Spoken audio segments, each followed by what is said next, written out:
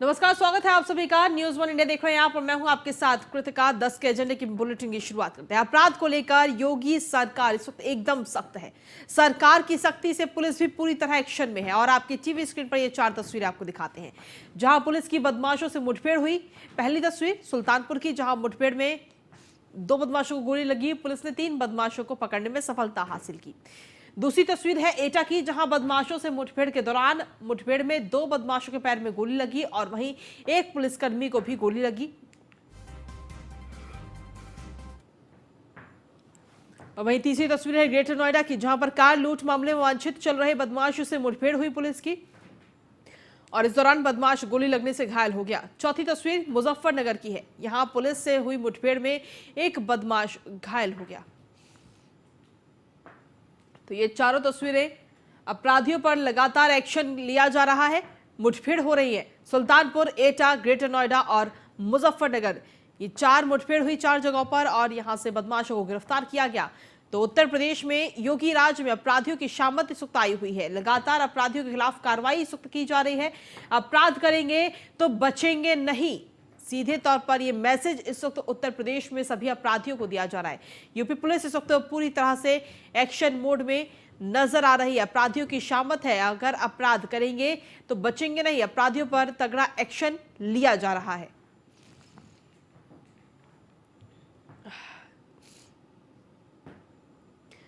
तो आपको बता दें कि उत्तर प्रदेश में अपराध के खिलाफ लगातार ये कार्रवाई की जा रही है। 4 जगह पर बदमाशों के साथ पुलिस की मुठभेड़ हुई और चारों जगह पर ही बदमाशों को गिरफ्तार किया गया।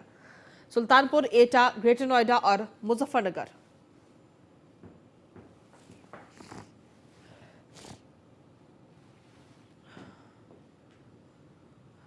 तो आपको बता दें कि एक्शन में है इस वक्त यूपी पुलिस। अपराधियों पर लगातार तगड़ा एक्शन इस वक्त लिया जा रहा है। पुलिस का ताबड़तोड़ एनकाउंटर। 4 तस्वीर आपको दिखा रहे, सुल्तानपुर, एटा, ग्रेटर नोएडा और मुजफ्फरनगर।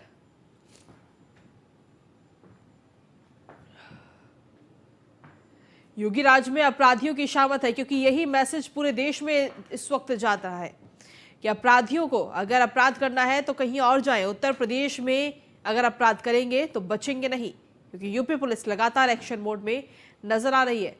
4 जगह पर पुलिस की बदमाशों के साथ मुठभेड़ हुई, जहां पर 3 जगहों पर गोली लगने से बदमाश घायल भी हुए हैं। ये तस्वीरें आपको दिखा रहे हैं सुल्तानपुर, एटा, ग्रेटर नोएडा और मुजफ्फरनगर की। उत्तर प्रदेश में अपराध के लिए कोई जगह नहीं।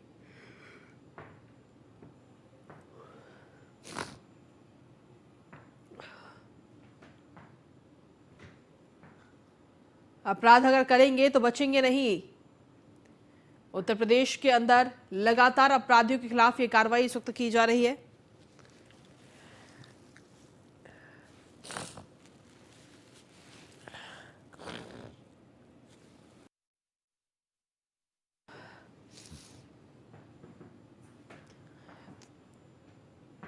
तो लगातार मुख्यमंत्री योगी आदित्यनाथ ये मैसेज भी सभी अपराधियों को देते हैं कि अगर आप अपराध उत्तर प्रदेश के अंदर करेंगे तो कार्रवाई जरूर आपके खिलाफ की जाएगी।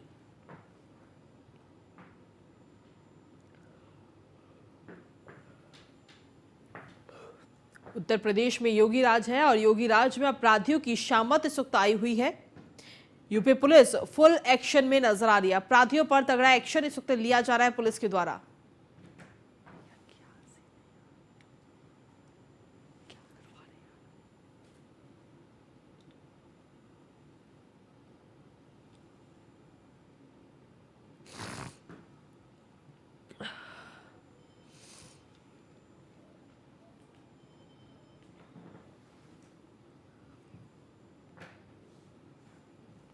अधिक जानकारी के साथ एसके वाजपेयी जुड़ गए फोनलाइन पर। एसके, क्या कुछ ताजा अपडेट? देखिए, लगातार उत्तर प्रदेश के अंदर यूपी पुलिस एक्शन मोड में है। अपराधियों के खिलाफ लगातार कार्रवाई की जा रही है और अभी हाल ही में 4 जगह पर अपराधियों के साथ ये पुलिस की ये मुठभेड़ हुई है। बिल्कुल निश्चित तौर पर, क्योंकि अगर हम देखें तो मुख्यमंत्री योगी आदित्यनाथ ने बिल्कुल पुलिस को स्पष्ट कर दिया है और 2017 से ही लगातार यूपी पुलिस और पूरे प्रदेश भर में अफियाओं, माफियाओं, अपराधियों, साथ ही साथ जो संगठित अपराध चलाने वाले लोग थे उनके खिलाफ एक्शन लगातार ले रही है। चाहे वो इनकाउंटर्स की बात करें, अभी प्रयागराज में घटना हुई जिसमें पुलिस इंस्पेक्टर पर गोली चलाई गई थी, हालांकि उसकी जान बच गई थी। उन अपराधियों का इनकाउंटर उत्तर प्रदेश पुलिस की तरफ से किया गया। चाहे नोएडा की बात करें या उत्तर प्रदेश के दूसरे जिलों की बात करें, लगातार इस तरीके के इनकाउंटर्स और अभियान अपराधियों के खिलाफ यूपी पुलिस के लगातार जारी हैं। वजह बिल्कुल स्पष्ट है। मुख्यमंत्री योगी आदित्यनाथ उत्तर प्रदेश में निवेश लाने के लिए कानून व्यवस्था को लेकर बेहतर माहौल बनाने की कोशिश कर रहे हैं। यही एक वजह है कि पुलिस लगातार इस तरीके की कार्रवाई पूरे प्रदेश भर में माफियाओं पर कर रही, खासतौर पर जो संगठित अपराध चलाने वाले लोग हैं उनकी कमर तोड़ने का प्रयास है। वजह स्पष्ट है कि जब भी उत्तर प्रदेश में निवेशक आए तो कानून को व्यवस्था को लेकर उनको एक बेहतर माहौल उत्तर प्रदेश में मिले, और यही एक वजह है कि इस तरीके की कार्रवाई पूरे प्रदेश भर में चल रही है। जहां प्रदेश के अलग अलग जिलों में जो ऐसे दुर्दांत अपराधी हैं, जो कहीं न कहीं जिनके ऊपर दर्जनों मुकदमे दर्ज हैं, लेकिन वो कानून की नजर से बचने की कोशिश लगातार कर रहे हैं, जो कई जिलों से जिला बदर हैं, लेकिन बावजूद इसके उत्तर प्रदेश के विभिन्न जिलों में छिपकर रह रहे हैं। ऐसे अपराधियों के खिलाफ लगातार उत्तर प्रदेश पुलिस अभियान चला रही है। साथ ही साथ जो बड़े दुर्दांत अपराधी हैं, भूमाफिया हैं, उनकी जमीनों पर बुलडोजर चलाने का काम भी उत्तर प्रदेश पुलिस की तरफ से किया जा रहा है, क्योंकि लगातार पुलिस कहीं न कहीं एक मैसेज देने की कोशिश कर रही है। उत्तर प्रदेश में अगर अपराध करेंगे तो आपकी जगह या तो जेल होगी, नहीं तो इनकाउंटर होगा।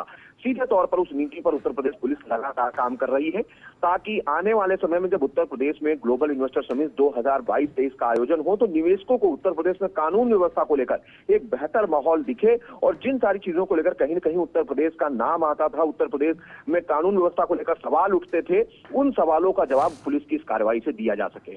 जी, जिस तरीके से देखा जाए तो अभी एक मैसेज भी कहीं ना कहीं अपराधियों को भी दिया जा रहा है और देश के बाकी राज्यों में भी कि भाई अगर अपराध करना है अपराधियों को तो कहीं और जाए, क्योंकि उत्तर प्रदेश में अगर अपराध करेंगे तो बचने की कोई भी गुंजाइश नहीं है।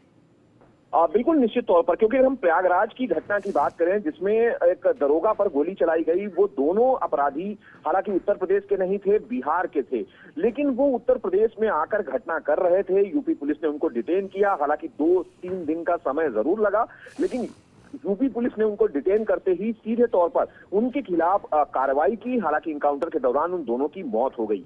तो निश्चित तौर पर कहीं न कहीं पुलिस एक स्पष्ट मैसेज दे रही है कि अपराधी वो कहीं का भी हो, कोई भी हो, अगर उत्तर प्रदेश में अपराध करता है तो उसके खिलाफ यूपी पुलिस की कठोर कार्रवाई की जाएगी। और यही वजह है कि इस तरीके के इनकाउंटर्स के जरिए एक मैसेज जरूर कहीं न कहीं यूपी पुलिस सर्कुलेट कर रही है, देने की कोशिश कर रही है कि आप अगर इन तरीके की चीजों में इन्वॉल्व होते हैं तो सीधे तौर पर यूपी पुलिस आपके खिलाफ एक्शन लेगी। वो एक्शन आर्थिक तौर पर कमर तोड़ने को लेकर हो सकता है, और आपके आपराधिक इतिहास पर इनकाउंटर जैसी कार्रवाई भी उत्तर प्रदेश पुलिस की तरफ से की जा सकती है।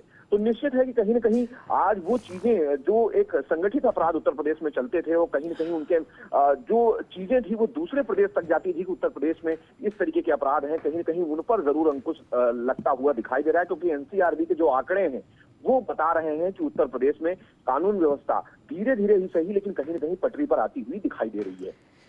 चलिए, शुक्रिया इसके तमाम जानकारी और अपडेट्स देने के लिए। और इसी के साथ चलिए 10 के एजेंडे में अब अगली महत्वपूर्ण खबर की ओर रुख कर लेते हैं। आज झांसी और प्रयागराज के दौरे पर रहेंगे मुख्यमंत्री योगी आदित्यनाथ, जहां सुबह 10:50 पर झांसी पुलिस लाइन पहुंचेंगे सीएम, विकास योजनाओं का लोकार्पण करेंगे और शिलान्यास करेंगे। प्रबुद्ध जन सम्मेलन को भी मुख्यमंत्री संबोधित करेंगे। दोपहर 1:50 पर प्रयागराज परेड ग्राउंड पहुंचेंगे सीएम, जहां विकास परियोजनाओं का लोकार्पण करेंगे और शिलान्यास करेंगे। प्रबुद्ध जन सम्मेलन को संबोधित करेंगे।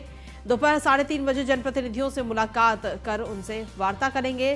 3:50 पर आईसीसीसी सभागार और मेला प्राधिकरण पहुंचेंगे मुख्यमंत्री। आईसीसीसी सभागार में समीक्षा बैठक करेंगे मुख्यमंत्री। कुंभ और माघ मेला के संबंध में समीक्षा बैठक की जाएगी।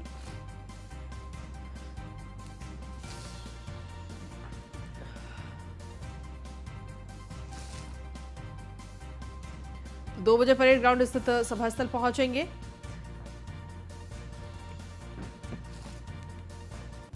3:30 बजे से 3:45 बजे तक जनप्रतिनिधियों से मुलाकात करेंगे मुख्यमंत्री योगी आदित्यनाथ। तो उनका आज क्या कुछ मिनट टू मिनट कार्यक्रम है वो आपको बता रहे हैं। झांसी और प्रयागराज के दौरे पर रहेंगे आज मुख्यमंत्री योगी आदित्यनाथ, और दोनों ही जगह पर क्या कुछ उनका मिनट टू मिनट कार्यक्रम रहेगा वो हम आपको बता रहे हैं। दोपहर 1:50 पर प्रयागराज परेड ग्राउंड पर उतरेंगे।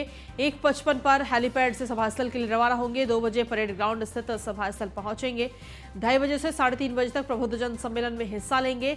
3:30 बजे से 3:45 बजे तक जनप्रतिनिधियों से मुलाकात करेंगे। 3:50 से 6 बजे तक ICC सभागार में तैयारियों की समीक्षा करेंगे और 6 बजे बमरोली एयरपोर्ट के लिए मुख्यमंत्री रवाना होंगे।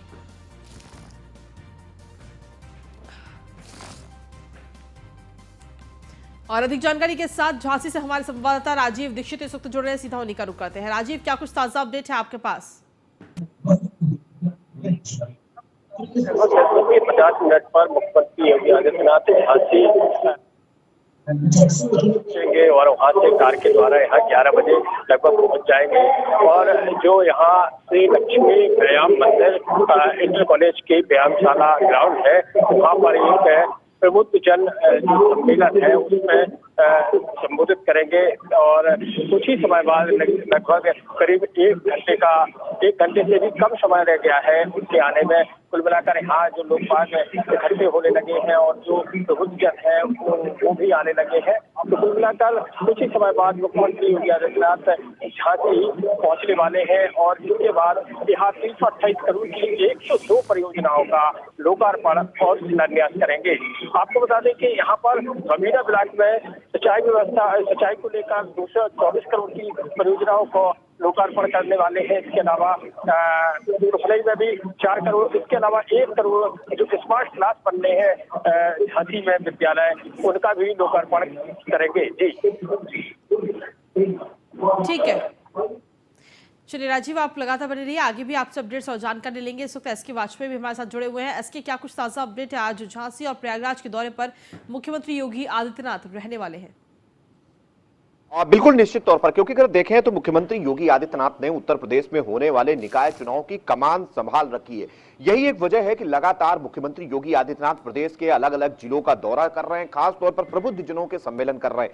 मुख्यमंत्री योगी आदित्यनाथ अभी गाजियाबाद भी गए थे, जहां पर कई विकास योजनाओं का शिलान्यास और लोकार्पण किया था, साथ ही साथ प्रबुद्ध जन सम्मेलन को संबोधित किया था। हालांकि आज भी मुख्यमंत्री योगी आदित्यनाथ लखनऊ से रवाना हो चुके हैं। 10:50, मतलब अब से थोड़ी देर बाद मुख्यमंत्री योगी आदित्यनाथ झांसी पहुंच जाएंगे, जहां पर कई विकास परियोजनाओं का शिलान्यास और लोकार्पण मुख्यमंत्री को करना है, प्रबुद्ध जनों के सम्मेलन को संबोधित करना है।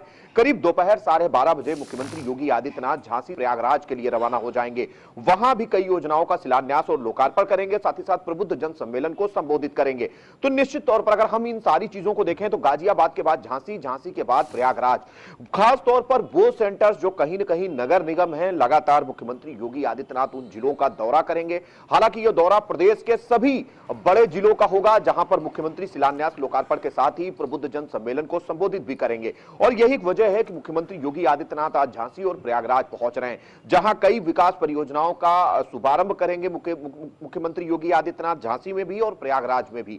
साथ ही साथ जनप्रतिनिधियों से भी मुलाकात का मुख्यमंत्री का कार्यक्रम है, प्रबुद्ध जन के साथ सम्मेलन है। तो सीधे तौर पर अगर हम देखें तो कहीं ना कहीं प्रबुद्ध जनों के जरिए लोगों को पार्टी से जोड़ने की कोशिश है। प्रबुद्ध जनों के जरिए भारतीय जनता पार्टी सरकार की जो नीतियां हैं, जो कार्य हैं, जो लाभार्थियों की संख्या है, जिन विभिन्न योजनाओं का लाभ लाभार्थियों को मिला है, वो चीजें प्रबुद्ध जनों के जरिए लोगों तक पहुंचाने की कोशिश है। हालांकि मुख्यमंत्री योगी आदित्यनाथ लगातार दूसरे प्रदेशों में भी प्रचार कर रहे हैं। हमने देखा है कि वो चाहे हिमाचल रहा हो या फिर अब गुजरात, मुख्यमंत्री लगातार दौरे कर रहे हैं। साथ ही साथ उत्तर प्रदेश में भी 3 उपचुनाव हैं, उसके अलावा आने वाले समय में निकाय चुनाव है, उसको लेकर मुख्यमंत्री योगी आदित्यनाथ के ये दौरे काफी अहम है। खासतौर पर गाजियाबाद के बाद अब झांसी और झांसी के बाद आज शाम प्रयागराज मुख्यमंत्री रहने वाले हैं। तो निश्चित तौर पर कहीं न कहीं आने वाले निकाय चुनाव को लेकर भारतीय जनता पार्टी एक पूरी रणनीति के साथ आगे बढ़ रही है, जिसकी कमान सीधे तौर पर मुख्यमंत्री योगी आदित्यनाथ ने खुद संभाल रखी है। जी, जिस तरीके से देखा जाए तो निकाय चुनाव की तैयारी भी और साथ ही एक तरह से देखा जाए तो लोकसभा चुनावों की भी तैयारी इसके जरिए की जा रही है बीजेपी के अंदर। बिल्कुल, अगर हम देखें तो उत्तर प्रदेश में चूंकि बड़े पैमाने पर निकाय चुनाव होगा, 200 से ज्यादा नगर निकाय हैं, 17 नगर निगम हैं, तो एक बड़ी संख्या है उत्तर प्रदेश में निकाय चुनाव को लेकर। चूंकि नगरीय निकाय विभाग लगातार पूरी तैयारी आ चुका है और संभवतः 5 तारीख को चूंकि विधानसभा का शीतकालीन सत्र भी शुरू होने वाला है, सत्र के खत्म होते ही उत्तर प्रदेश में अधिसूचना जारी हो सकती है, जिसके बाद उत्तर प्रदेश में निकाय चुनाव है। और निकाय चुनाव एक तरीके से लोकसभा चुनाव को लेकर लिटमस टेस्ट है, चूंकि उत्तर प्रदेश में 3 उपचुनाव भी हो रहे हैं। तो ऐसी स्थिति में कहीं ना कहीं इस लिटमस टेस्ट में बीजेपी कोशिश कर रही है कि एक बेहतर परफॉर्मेंस दी जाए।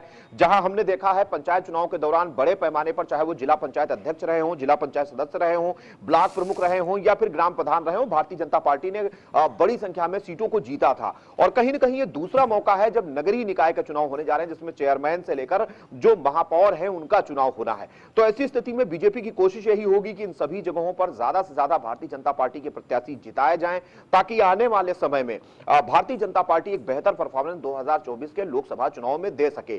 सीधे तौर पर अगर हम देखें तो कहीं ना कहीं इनका फायदा आने वाले लोकसभा चुनाव में भारतीय जनता पार्टी को मिलना तय है। अगर बीजेपी इसमें बेहतर परफॉर्मेंस करती है तो कहीं ना कहीं उसको लेकर बीजेपी एक कोशिश कर रही है नींव तैयार करने की, चाहे वो पंचायत चुनाव रहे हो या अब जो नगरीय निकाय के चुनाव होने जा रहे हैं, उनको लेकर बीजेपी पूरी तरीके से एक रणनीति के तहत आगे बढ़ रही है। मुख्यमंत्री योगी आदित्यनाथ खुद सारी चीजों को देख रहे हैं, लगातार वो उन बड़े सेंटर्स का दौरा कर रहे हैं, वहां पर जो योजनाएं लंबित हैं उनका शिलान्यास कर रहे हैं, जो पूरी हो चुकी हैं उनका लोकार्पण कर रहे हैं, और लगातार इस तरीके के कार्यक्रम मुख्यमंत्री के चल रहे हैं। हालांकि इसकी शुरुआत गाजियाबाद से हुई थी और आज झांसी, उसके बाद देर शाम प्रयागराज रहने वाले हैं। उसके बाद भी मुख्यमंत्री योगी आदित्यनाथ बाकी के जो बड़े सेंटर्स हैं, चाहे उसमें मथुरा हो, आगरा हो या दूसरे वाराणसी जैसे जिले हों, उनमें भी मुख्यमंत्री योगी आदित्यनाथ जाएंगे। और यह काफी महत्वपूर्ण है जब प्रबुद्ध जनों के जरिए अपना मैसेज लोगों तक सर्कुलेट करने की कोशिश भारतीय जनता पार्टी की है।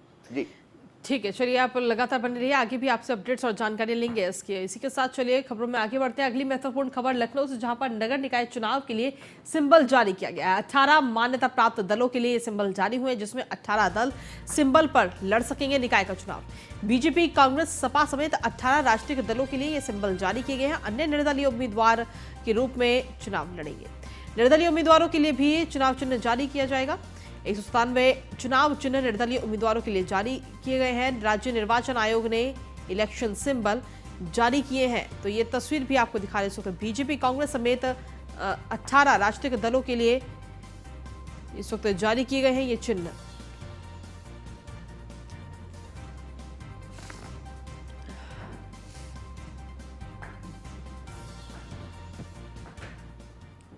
और चलिए 10 के एजेंडे में अब अगली महत्वपूर्ण खबर का रुख करते हैं। लखनऊ से दूरसंचार नेटवर्क सुविधा नियमावली 2022 को तैयार किया गया है। दूरसंचार से जुड़ा नया कानून लागू करने वाला उत्तर प्रदेश पहला राज्य बना है। विद्युत नियामक आयोग ने कानून को अनुसूचित करने के लिए प्रदेश सरकार को भेज दिया है। उत्तर प्रदेश में अब बिजली के खंभों का उपयोग करने पर आपको अतिरिक्त चार्ज देना होगा। जैसे केबल और ब्रॉडबैंड ऑपरेटरों को अब तक कोई चार्ज नहीं देना पड़ता था, लेकिन अब उन्हें चार्ज देना पड़ेगा।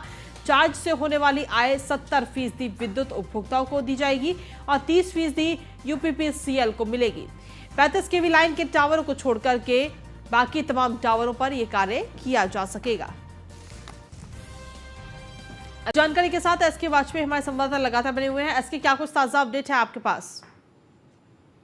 बिल्कुल, अगर हम देखें तो आपने देखा होगा कोई भी उत्तर प्रदेश का शहर हो, बिजली के खंभों पर लगातार तारों का जाल दिखाई देता था। ये जाल अगर हम देखें तो वो इंटरनेट सेवाओं से संबंधित होता था, जिसमें ब्रॉडबैंड सेवाएं, 5G सेवाएं और विभिन्न जो केबल ऑपरेटर्स हैं वो बिजली के खंभों का प्रयोग अपने काम के लिए करते थे। हालांकि अभी तक इसका उत्तर प्रदेश में कोई चार्ज नहीं था, क्योंकि दूरसंचार नियमावली 2022 उत्तर प्रदेश विद्युत नियामक आयोग ने अधिसूचित कर दी है। उत्तर प्रदेश नियामक आयोग की तरफ से ये कानून तैयार कर दिया गया है, जिसको उत्तर प्रदेश सरकार को भेजा गया है और उत्तर प्रदेश सरकार से इसमें निवेदन किया गया है कि वो इसकी अधिसूचना पूरे प्रदेश भर में जारी कर दें, ताकि यह कानून पूरे प्रदेश भर में लागू हो जाए। मतलब बिल्कुल साफ है कि अब अगर बिजली के खंभों पर कोई भी केबल ऑपरेटर या 5G नेटवर्क या फिर ब्रॉडबैंड वाले अगर अपना तार लगाते हैं तो अब उनको इसका चार्ज देना होगा। हालांकि अभी तक इसका कोई चार्ज नहीं था। जितने ज्यादा खंभों पर इसका यूज होगा उस हिसाब से इसका चार्ज निर्धारित किया जाएगा। ये चार्ज सभी उन केबल ऑपरेटर्स और ब्रॉडबैंड नेटवर्क वालों को देना होगा जो कि उनका प्रयोग करेंगे,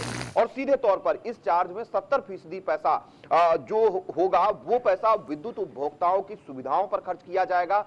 30% पैसा UPPCL Uttar Pradesh power corporation limited को मिलेगा। तो सीधे तौर पर एक कोशिश जरूर की गई है कि तारों के जाल को कम किया जाए। जो ब्रॉडबैंड और विभिन्न जो इंटरनेट सेवाएं हैं उनको लेकर एक नियमावली तैयार की जाए। हालांकि लगातार लंबे वक्त से ये बात चल रही थी, अब वो नियमावली तैयार हो गई है। विद्युत नियामक आयोग ने सूचना जारी करने के लिए उत्तर प्रदेश सरकार को इसको भेज भी दिया है। जी चलिए, आप लगातार बने रहिए, आगे भी आपसे अपडेट्स और जानकारी लेंगे इसकी। और इसी के साथ अगली बड़ी खबर का रुख कर लेते हैं लखनऊ से। आयुष कॉलेजों में फर्जी दाखिले के मामले में रिमांड मंजूर की गई है। विशेष मुख्य न्यायिक मजिस्ट्रेट ने 9 आरोपियों को 4 दिन की रिमांड पर भेजा है। निलंबित निदेशक SN सिंह समेत 9 आरोपियों की 4 दिन की रिमांड और जो कि 26 नवंबर से आरोपियों की रिमांड स्वीकार की गई है। STF ने अर्जी दाखिल कर रिमांड मांगी थी।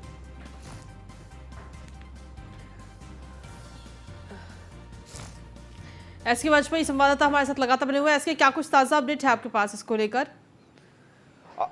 बिल्कुल, अगर हम देखें तो आयुष कॉलेजों में नीट परीक्षा परिणाम को इतर करते हुए लगातार फर्जीवाड़ा कर बड़े पैमाने पर दाखिले किए गए थे। जिस मामले में शिकायत हुई, जांच हुई, प्राथमिक जो रिपोर्ट आई उसमें बहुत सारे अफसर दोषी पाए गए थे, जिसमें तत्कालीन निदेशक भी दोषी पाए गए थे। हालांकि उनको यूपी STF जो कि पूरे मामले की जांच कर रही उसने गिरफ्तार कर लिया था। बड़े पैमाने पर आरोपियों की गिरफ्तारी हुई थी। करीब 9 आरोपी गिरफ्तार हुए थे, जिनको लेकर STF लगातार मुख्य न्यायिक मजिस्ट्रेट के यहाँ रिमांड के लिए अर्जी कर रही थी। वो चाह रही थी कि उसको कोर्ट से अर्जी मिले ताकि इन आरोपियों से पूछताछ की जा सके कि और कौन से लोग हैं जो पूरे इस नेक्सस में शामिल थे, जो कहीं ना कहीं जो परीक्षार्थी बेहतर अंक लाए थे उनके बजाय फर्जीवाड़ा कर दूसरे परीक्षार्थियों को पैसे लेकर दाखिले दिए गए। तो उसमें कौन कौन लोग शामिल थे, कहां कहां तक इसका नेटवर्क था, कितने ऐसे परीक्षार्थी थे जिनको इसमें शामिल किया गया, कितने पैसे लिए गए और कहां कहां पर गड़बड़ियां की गई।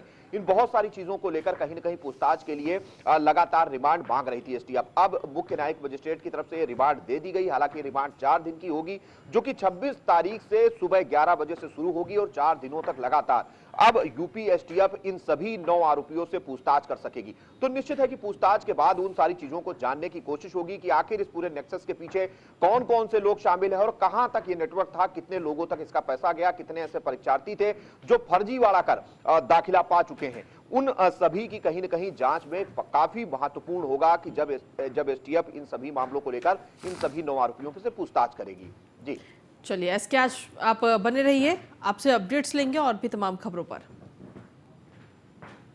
लखनऊ से अगली बड़ी खबर, जहां EOW ने डिप्टी कमिश्नर SGST मुन्नी लाल को गिरफ्तार किया है। बिजनौर में तैनाती के दौरान 2.5 करोड़ रुपए गबन के आरोप में ये गिरफ्तारी हुई है। Assistant commissioner sales tax Bijnor के पद पर रहते हुए गबन का ये आरोप है। 2.5 करोड़ रुपए गबन कर आपस में बांटने के आरोप सही पाए गए। DG EOW RK विश्वकर्मा के निर्देश पर यह गिरफ्तारी हुई है।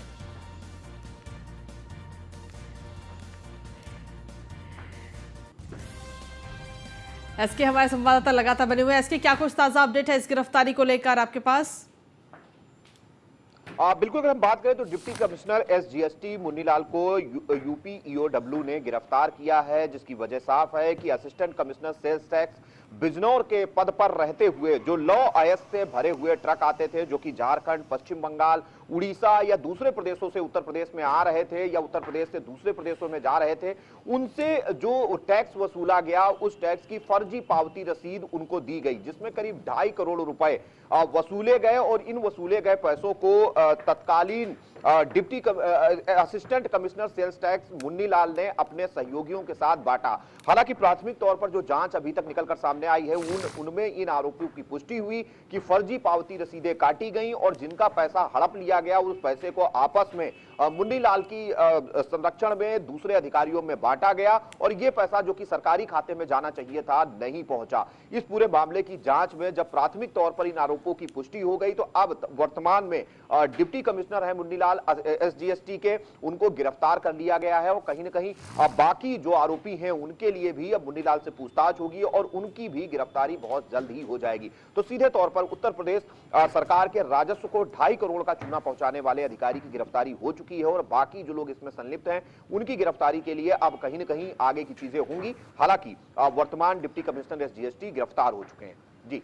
जी चलिए SK, आप लगातार बने रहिए, अपडेट्स लेंगे आपसे और भी खबरों पर। अगली खबर भी लखनऊ से ही, जहां पर CTET की 26,000 सीटों को इस वक्त बढ़ाया गया है। केंद्रीय शिक्षक पात्रता परीक्षा की सीटें फुल होने पर इन सीटों की संख्या को बढ़ा दिया गया है। केंद्रीय माध्यमिक शिक्षा बोर्ड ने उत्तर प्रदेश के 21 जिलों में 26,458 सीटों को बढ़ाया है। प्रदेश में शिक्षक भर्ती के लिए CTET कंपलसरी है। ऐसे में राजधानी लखनऊ में भी करीब 6,000 सीटें बढ़ाई गई है, जिससे कहीं ना कहीं लोगों को फायदा पहुंचेगा। तो बड़ी खबर आप तक पहुंचा रहे हैं SK वाजपेयी, हमारे संवाददाता।